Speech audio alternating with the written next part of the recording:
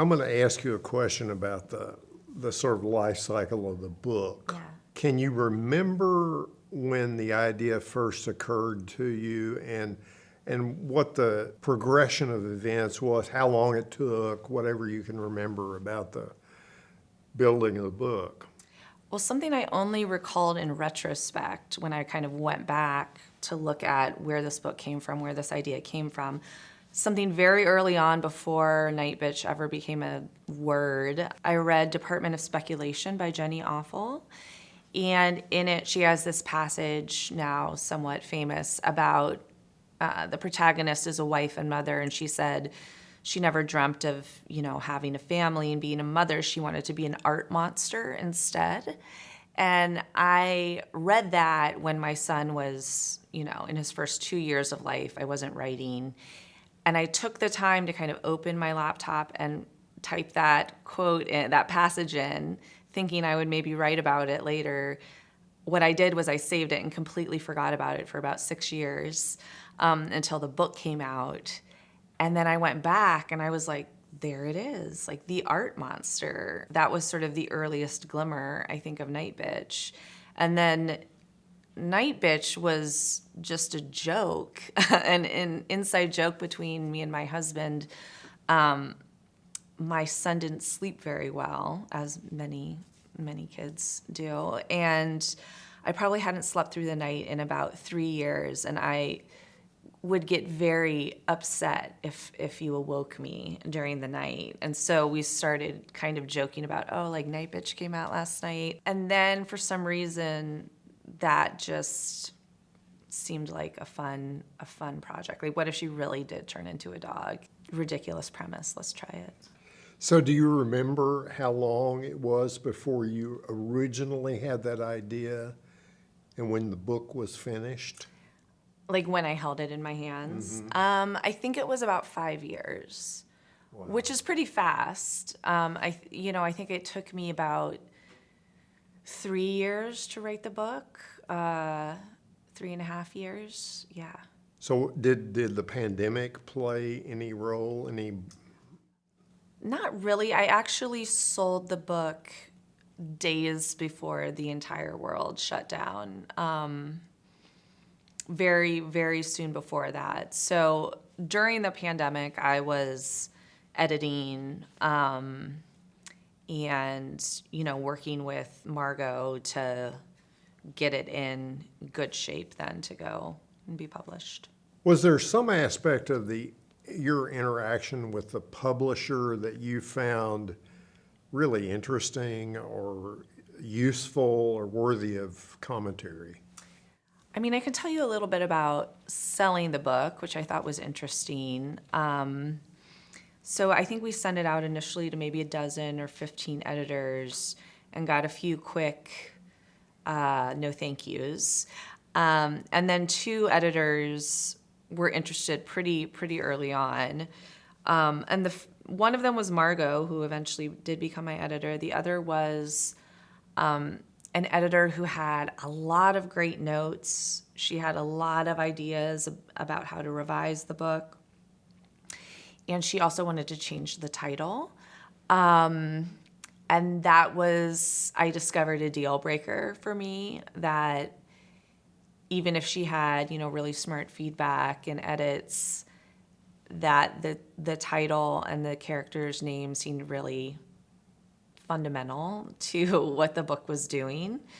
So that was sort of an interesting experience to feel, the no very quickly just from that one note. I think the other thing that was surprising is, as an author, you're in such control of what you're making. You have absolute control. But then you join forces with a publisher, and you, along with the book, become a sort of commodity, and you are no longer dictating what happens to this thing you made. Sometimes you don't know what's going on. You don't know what conversations they're having about the cover. That I found really interesting and surprising, actually. I mean, I guess I should have anticipated it, but I thought that I would be more a part of the process? Like, wouldn't you want to use the author as a resource? Like, don't you want to hear what I have to say? But obviously the publisher has different goals that might not align with what I have to say, or, I would not be helpful in actuality. So that's kind of a naive answer, but I think that's really, I had no idea how it was going to go. Was there any interactivity between you and the publisher that you found really surprising or unexpected? Unexpected. Was the cover unexpected, the conflict over that? I was surprised at how hard it was to come up with a cover image that I felt captured what was happening in the book. And I've continued to feel surprised as different international versions come out. They either hit it right away, or it's just a never-ending process of, bad ideas. So I was really glad that I had Margot on my team, who's very, intuitive. She knew I didn't love the cover that they proposed, and so she was willing to work through a dozen different versions until we got to the infamous meat cover. Yeah.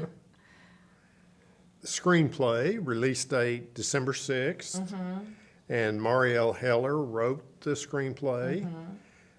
Can you tell us a little bit about that? Did you have any part to play in the writing of the screenplay? And I did not. She was very generous in terms of, she gave me the script pretty early on to read and respond to.